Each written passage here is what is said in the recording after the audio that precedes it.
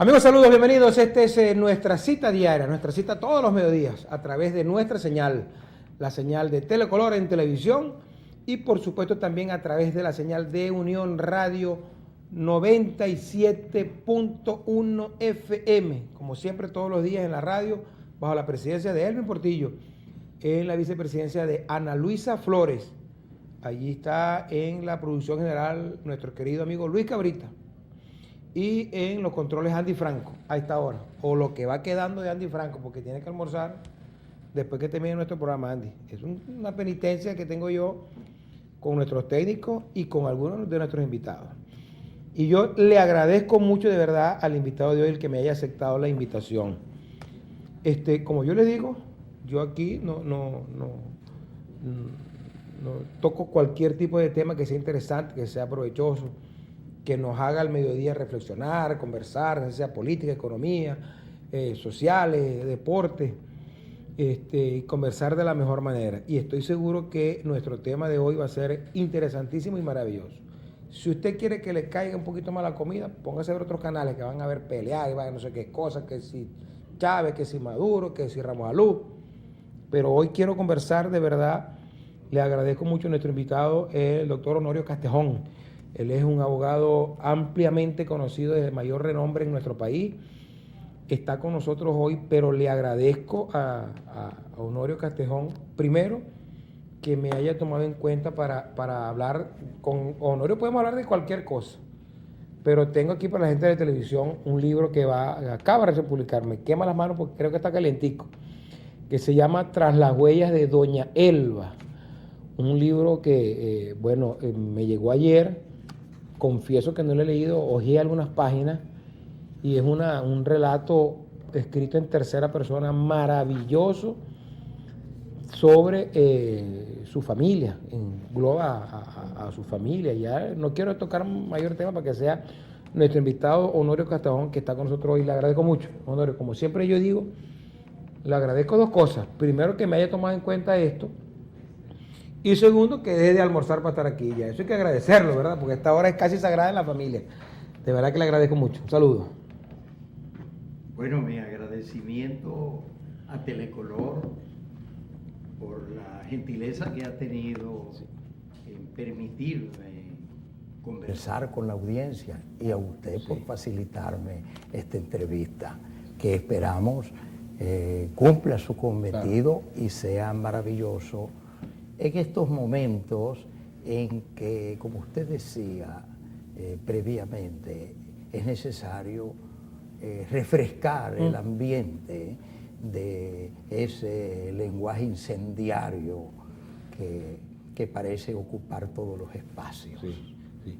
Que por supuesto uno no lo puede dejar de soslayo. Yo digo que esos son temas diarios que hay que tocar, que hay que llevar en consideración. Pero la vida humana está envuelta en todo. No es solamente, no nos llena la conciencia solamente el poder hablar de política, de economía, sino de estas cosas maravillosas que usted escribe y que estoy fervorosamente pidiendo que llegue el fin de semana para poderlo leer. En todo caso, es una pregunta con la que arranco, que se la habrán hecho todos, pero no porque se la hayan hecho todos no deja de ser interesante, ¿no? Un hombre con el conocimiento de usted en materia de derecho, que es casi libro de consulta en materia de derecho en nuestro país. Yo pensaba ayer, ¿no? Me imagino que muchos habrán pensado y le habrán preguntado, un hombre que pudiera estar dictando cátedras en materia de derecho, escribe un libro en tercera persona de su familia, de su madre, junto con sus hermanos. ¿Qué lo inspira eso? ¿Algo del derecho lo inspiró esto? Yo creo que la razón, todas las cosas de la vida tienen una razón de ser. Esa distracción mía de los asuntos jurídicos para incursionar en el campo literario, yo creo que responde a ese tipo de inquietudes que subyacen en el espíritu humano y que afloran en presencia de determinadas motivaciones y estímulos. Como cuando, por ejemplo, nos da por hacer fotografía y compramos una cámara, Uh-huh. o nos da precisamente por entonar alguna canción y nos compramos una guitarra. Tocar cuatro después de los 50, algo así, ¿no? Como que hizo mi papá en algún momento. Pero son manifestaciones espirituales que en el caso de esta publicación literaria que escapa de lo que normalmente hago como abogado en ejercicio, tiene una motivación más allá de hablar de mi madre y de mi familia y de esa maravillosa unión familiar que nos inspiraron nuestros padres, sino que tiene que ver también con algo que ya dije. Es el momento propicio en que todo el país pide un diálogo y que esa circunstancia, esa exigencia pasa precisamente porque se modere el lenguaje y porque esa forma de dirigirse los actores políticos unos a otros con profundas descalificaciones nos hace olvidar que existe un lenguaje, sí. Aquello como el cual Dios Amén. Distinguió al hombre del animal. Amén, así es, así es. Ese diálogo que usted tiene aquí, de alguna manera, es un diálogo que necesitamos los venezolanos. Un diálogo que usted tiene aquí maravilloso con su familia, con su mamá, con sus hermanos, de alguna manera. Tengo que hacer el corte comercial para que usted nos diga, en resumen, quién es, porque perdura a través del libro del tiempo Doña Elba. Estoy fascinado con Doña Elba, y a los amigos televidentes y radioescuchas que quieran el libro, ya nos va a decir cómo hablar, cómo ubicar este libro. Antes de ir al corte comercial, quiero también invitarlos de manera muy particular a este domingo 24 de julio a partir de las 7 de la mañana. Atención, Rafael Galicia, que se levanta temprano para venir aquí. Los domingos no tiene que hacer a las 7 de la mañana. Domingo 24 de julio, la Fundación Zuliana del Hígado invita a celebrar el Día Mundial contra la Hepatitis. Va a haber eventos de zumba en la vereda del lago a partir de las 7 de la mañana, en la tarima que va a estar al lado del museo donde se escala. Allí va a estar la Fundación Zuliana del Hígado a celebrar el Día Mundial contra la Hepatitis. Se va a pedir una colaboración de 1.000 bolívares para las personas que estén allí, y van a tener una mañana maravillosa con rifa de premios y por supuesto la oportunidad de hacer una zumba, eso que llaman ahora los chamos zumbatón. Bueno, va a haber en vez de una maratón, una zumbatón a beneficio de la Fundación Zuliana del Hígado este domingo 24 de julio a partir de las 7 de la mañana.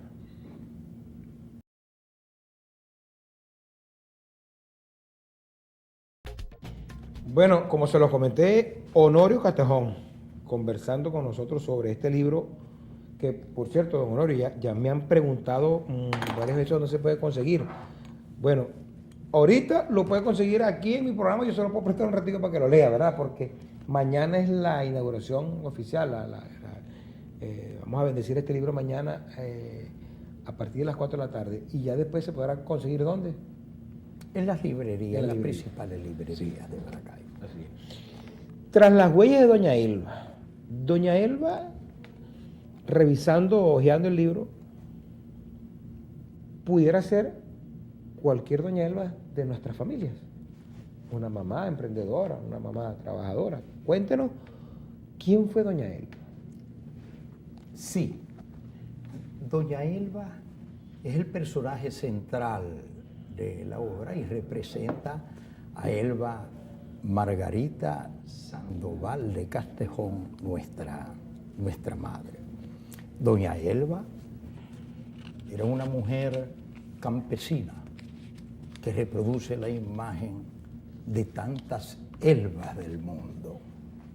Una mujer campesina... Porque usted viene de Mapararí, ¿no? De Mapararí, de Falcón. Imagínese, de Falcón. Doña Elba era una mujer de escasa cultura, apenas sabía leer y escribir. Junto a su marido, nuestro padre, Clemente Castejón, quien también, con un fuerte arraigo en el campo, tomaron una decisión que parecía una aventura, que era precisamente trasladarse del campo a la ciudad en búsqueda de los hospitales, de las escuelas, de los liceos, de la electricidad y todo ese mundo de cosas que ofrecía la vida citadina, precisamente con un solo propósito: la construcción de un futuro mejor para sus hijos, que no se podía, que era imposible obtenerlo en la vida del campo. Era la época de los años 1945, donde la atracción que irradiaba la ciudad de Maracaibo sobre todos los campos era sumamente fuerte e irresistible, sobre todo la gente de Falcón y la gente del oriente del país.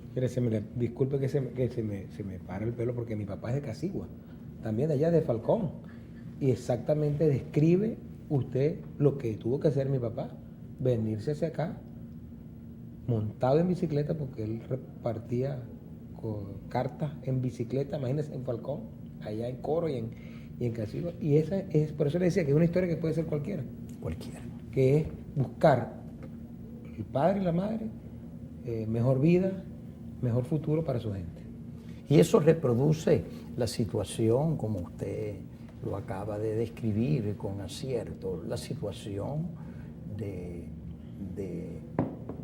la mayoría de la familia del campo, que querían ofrecerle a sus hijos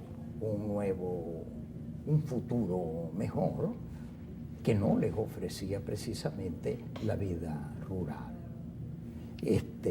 Eso generaba un problema de adaptación a la vida de la ciudad, que no era fácil, porque era sacar un campesino de su hábitat natural y dejar atrás sus amigos, todo su forma de vida, su cultura, todas esas. Dejar el funche, dejar la mazamorra, la vida, ¿verdad? Pasible, la comida, la vida pasible del campo por el bullicio de la ciudad.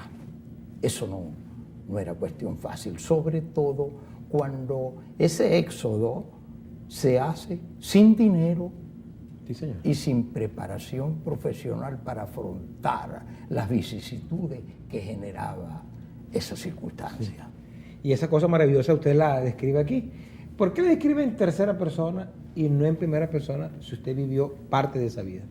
Precisamente eso fue el resultado del conflicto que como escritor improvisado tuve, por una razón muy sencilla, porque se trataba de que tenía que narrar datos y episodios relativos a mi madre, y de pronto aparecía yo en escena asumiendo un papel protagónico, desconociendo el protagonismo que mis hermanos tenían también sobre la misma historia. Y entonces, porque aquí veo que hay también mucha implicación de sus hermanos en estos escritos, ¿no? Todos, sí. Nosotros fuimos una familia, o somos una familia de 11 hermanos, y por supuesto logramos, bajo ese esfuerzo extraordinario de nuestros padres, llegar a la vida universitaria, graduarnos y emprender precisamente el ejercicio de distintas profesiones. Y eso precisamente fue posible en una época que no resulta posible reproducirla en el momento actual, porque resultaría prácticamente una carga sumamente extrema. Sí. En primer lugar, formar una familia de 11 hijos y luego enrumbarlo por el camino de la educación. Y eso fue gracias a que todavía la educación privada no había alcanzado los niveles que tiene en la circunstancia actual. Y la instrucción pública era capaz precisamente de dar esa posibilidad. De dar esa posibilidad. Don Honorio, disculpe que lo que le voy a decir, ojalá me lo entienda de la mejor manera, y estoy seguro que va a ser de la mejor manera, porque quizás en esa época, lo digo yo que viví, yo soy muchísimo más joven que usted, pero mi familia también, mi mamá era de un pueblito en Trujillo y mi papá de Falcón, de Casigua, más allá del Mene. Y que cuando usted dice que ellos vienen con una precaria educación y vienen a buscar, aquí yo me atrevería a hacer esa reflexión, revisando algunos pasajes del libro y conociendo un poquito de esa situación, que yo creo que el epiplón, lo duro, lo más adentro que podemos sentir nosotros en nuestro país, de nuestra crisis, viene por algo que nuestros padres nos enseñaron y que aprendimos no en una universidad, ni no en un colegio, sino en el tema de los valores y de la educación. Y yo siento que eso, nuestros padres tienen muchísimo más que ofrecernos que lo que se pueda dar en un aula universitaria, en un aula de colegio, sin desmeritar eso. Pero yo siento que doña Elba pueden haber muchas doña Elba en nuestro país que nos ayuden a solucionar esto. Usted dice que parte de nuestros problemas fue parte del diálogo. Y esos diálogos vienen porque no tenemos los valores que quizás doña Elba o doña Lesbia, mi mamá, o la doña, muchas doñas y señores en nuestro país nos inculcaron y que se ha ido perdiendo, que es el tema de los valores. Sí, ciertamente yo coincido perfectamente bien con su enfoque. Esa es mi apreciación.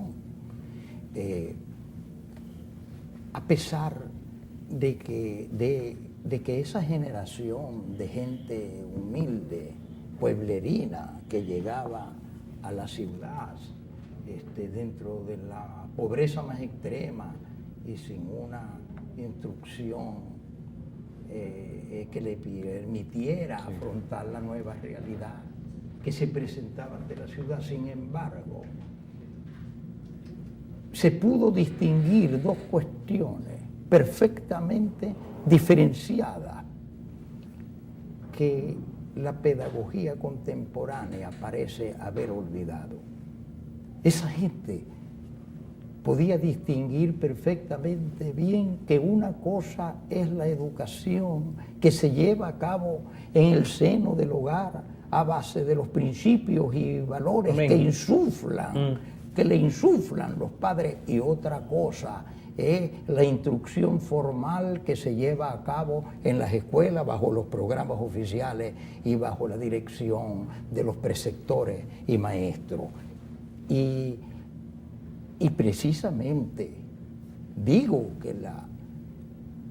que la pedagogía contemporánea parece haber olvidado un principio básico, que era que la primera, el que consideraba que la primera escuela era la casa. La casa, eso se iba perdiendo. Y eso entonces era lo que transformaba, que la cultura no es más que el binomio indisoluble entre la educación y la instrucción. Porque una instrucción sin educación es algo así como la letra de una canción que no tiene música, o la música de una canción que no tiene melodía. Correcto. Y en este país o nos falta una buena letra o nos falta una buena melodía.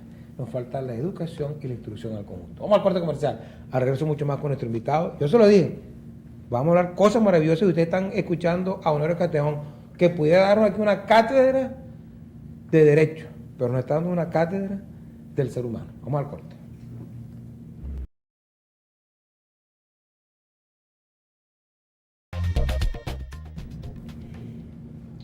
Les recuerdo que me escriben sobre este maravilloso tema de las huellas de doña Elba, de Honorio Castejón, que mañana va a ser la bendición, ¿verdad? y luego de ahí se podrá conseguir en todas las librerías, en la librería de Europa, en la librería Exacto. cultural, en todas estas librerías que está en la librería ahí, le irán a conseguir. Mientras tanto, usted muérdase las uñas allí escuchando parte de este relato. Ahora, tampoco se lo puedo contar todo, porque si no, no me van a comprar el libro. Así que, en todo caso, doña Elba representa eso que usted me está contando, no la cultura cultivada, sino la cultura popular de un país que es maravilloso en eso y que se ha ido perdiendo esos valores. Sí, ciertamente. Era parte de una generación que era capaz, dentro de sus limitaciones intelectuales, de elaborar un proyecto de contenido pedagógico para su familia. Y en ese proyecto estaban incardinados los principios de los cuales he hablado. En primer lugar, el hogar como la primera escuela, y algo muy importante, la concepción de que el único mecanismo de ascenso social es la educación. Estoy totalmente de acuerdo. Y esta cuestión de este principio que aparece diseminado en cada una de las páginas del libro, estos principios y estos valores tienen, no son palabras vacías, eso tiene una explicación que va más allá de la simple construcción gramatical. Esto que acabo de decir, la educación como mecanismo de ascenso social. Porque si se parte de ese principio, eso conduce a que la diferencia entre los ricos y los pobres no está precisamente en el elemento fortuna, sino que lo que diferencia a los ricos de los pobres es la capacidad y la oportunidad para educarse. No es solamente el elemento crematístico, va más allá del debe y el haber en las cuentas. Eso es correcto. Tiene que ver con la formación de la persona, sin lugar a dudas. Eso es correcto, sí. Y ciertamente ese proyecto pedagógico construido a base de ejemplo y de principios y valores, fue precisamente lo que motivó aquella generación de ciudadanos sobre cuyos hombros caminó el país durante muchas décadas. Todos esos principios y valores que trato precisamente de resumir en prosa literaria para atribuirlo a mi madre, pero eran también principios que eran compartidos. Por eso que le digo, por doña Elba, pueden haber muchas doña Elba en este país. En el prólogo del libro, si mal no recuerdo, termina el autor del prólogo con una expresión que dice lo siguiente: y Honorio escribió para Elba y para todas las selvas del mundo. No había eso. Así es. Parte de nuestra crisis es eso. Nos faltan esos valores que... ¿En qué momento el país perdió esos valores? Yo creo que en este momento de crisis, en lo cual el país está convocando a sus mejores hombres,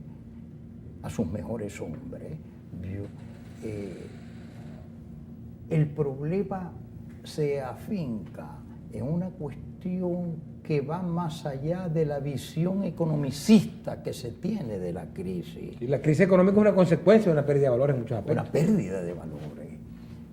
Es decir, el atolladero económico en lo cual se debate actualmente el país no es más que el resultado de la fractura que se le dio precisamente al estamento social, donde comenzó precisamente a extraviarse el verdadero sentido de lo que es pueblo.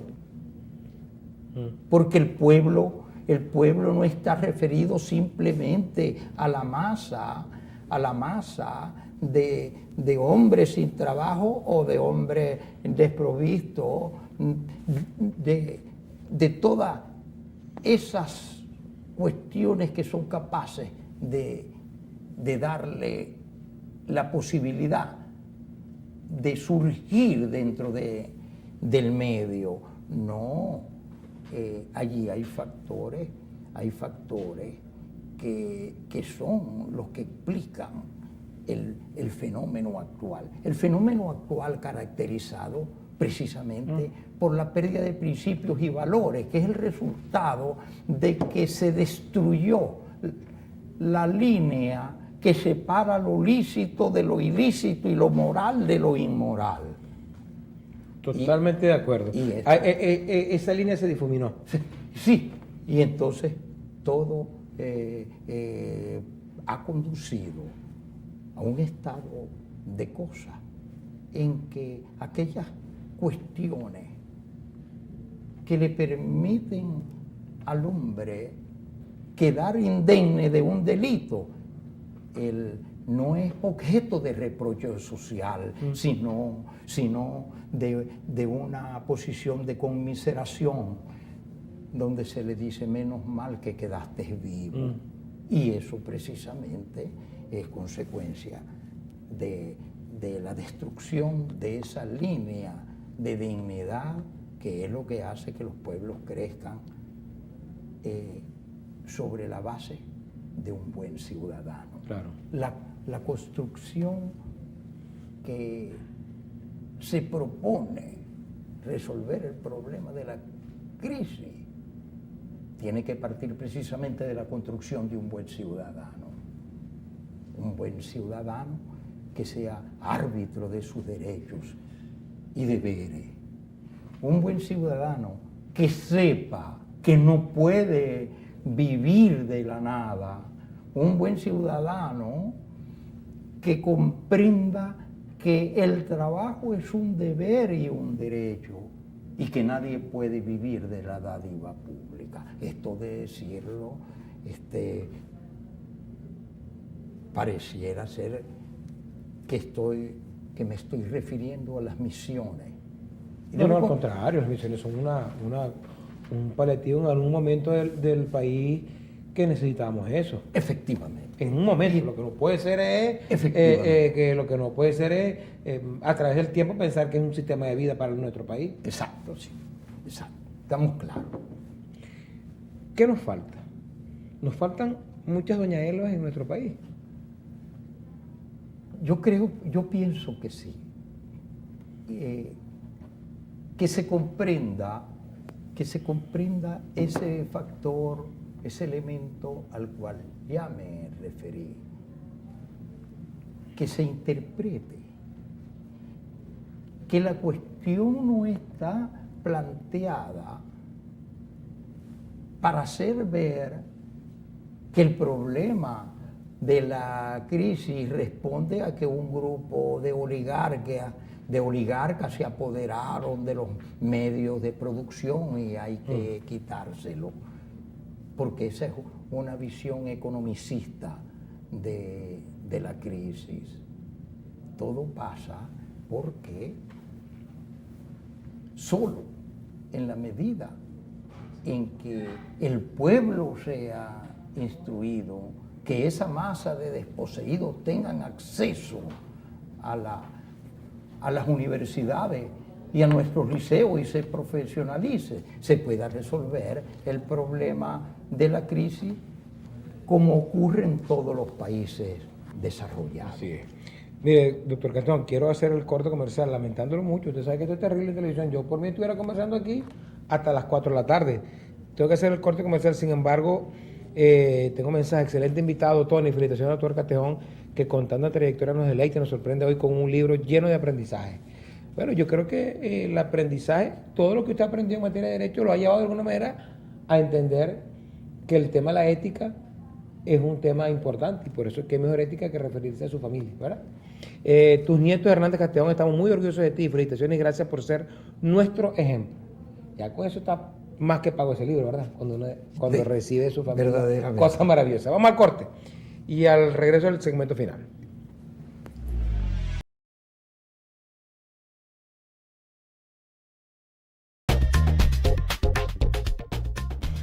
Bueno, don Honorio, prométame que más tardar la semana que viene este libro va a estar en la librería, porque ya me han pedido, Tony, ¿cómo hacemos? ¿Dónde lo ubicamos? En toda la librería, la semana que viene. Sí. Sí. Ah, bueno, amén. Sí. En nombre de Dios, la semana que viene, Se puede tras las contar huellas con de Doña Elba en la principal librería, con esta conversación exquisita con nuestro querido amigo, el doctor Honorio Castejón, abogado Honorio Castejón. Ahora, en la técnica formal, estamos en presencia de un cuento, de un relato, porque un experto en derecho que pasa a escribir este relato maravilloso, ¿qué técnica usó? ¿Se fue a los libros de literatura para saber qué técnica usa? ¿O fue lo que, o el relato, la crónica, cómo el decantó en esto? Sí, yo pienso, esa pregunta es muy interesante. Yo pienso, después de haber culminado de redactar la obra, que dentro de las distintas vertientes que conforman el pensamiento literario, esto es, si es un cuento, una novela, un ensayo, estas páginas de Tras las huellas de Doña Elba no se ubican con exactitud, ¿no?, en ninguno de dichos géneros. Vamos a decir que es un castejonismo, ¿será? Yo diría que es un relato novelado. Un relato novelado. Pero tiene mucho documental, porque es la vida real. Cierto, porque se parte de ciertas facetas, claro, de ciertas circunstancias y episodios reales que son llevados a la imaginación, no para deformar lo que en realidad ocurrió, sino mediante la prosa darle una proyección estética. Sí. Estética desde el punto de vista formal, literario. Nosotros los abogados escribimos todos los días escribimos. Claro. Pero allí comencé yo a comprender, cuando me dispuse a escribir estas páginas, la diferencia sustancial que existe entre el lenguaje académico y el lenguaje literario. ¿Y cuál le gusta más? ¿O ya le gustan los dos? Yo creo que ambos. No, porque cuando nosotros hablamos en sentido académico, el que corresponde a nuestra respectiva profesión, no hacemos más que, no hablamos por sí mismos, sino que transmitimos lo que otros han escrito. Correcto. Ese es el conocimiento. Correcto. Allí habla simplemente el cerebro, pero cuando nos vamos al lenguaje literario la cosa es totalmente distinta, porque allí hablamos por sí mismos, allí hablamos a través de la forma particular cómo concebimos el mundo y las cosas, con nuestras vivencias, con nuestra carga sentimental y con esos pequeños detalles que hacen que la vida sea vida. Allí en el lenguaje literario habla el corazón. Habla con el corazón. Por eso yo tuve que comenzar a enseñar a mi corazón a hablar literariamente. Qué bueno, maravilloso. O sea que hasta es un ejemplo para usted, ¿verdad? Una nueva experiencia en escribir en este estilo. Tanto es así que yo precisamente estuve revisando esta mañana lo que normalmente usan en estos libros, que son los correctores. ¿Y usted mismo fue su propio corrector? Sí. Eso me llama mucho la atención. Yo dije, bueno, vamos a ver si se buscó un corrector para que le corría el estilo. Pero al ver que usted no se corría, dice, no, es que usted quiso darle rienda suelta a la pluma del corazón. Eso es correcto. Y por supuesto, para ser consecuente con eso que yo digo en el exordio, y es lo siguiente, que yo soy un escritor improvisado.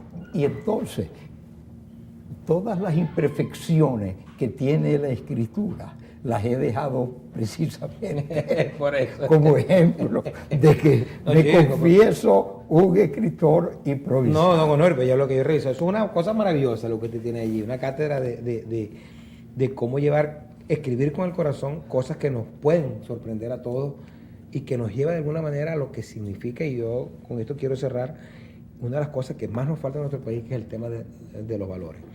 Yo le agradezco de verdad le agradezco que me haya tomado en cuenta para conversar sobre su obra maravillosa, porque ya usted a su edad, con no venir para acá, igual todo el mundo le va a comprar su libro y todo el mundo lo va a felicitar. Porque estoy seguro que viene no solamente por mí, sino para escuchar a los miles de televidentes que tiene de algo que yo no voy a soltar mucho, pero de un proyecto que en la mente de Castellón también estuvo, que fue Telecolor. Eso es correcto. De alguna manera. Algo que usted quiera añadir que no le haya preguntado. Bueno, yo pienso que lo que persigo fundamentalmente con estas páginas es alertar que,